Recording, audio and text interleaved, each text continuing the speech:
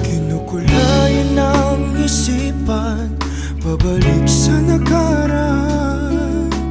Huwag mo nang balikan, patuloy ka lang masasaktan.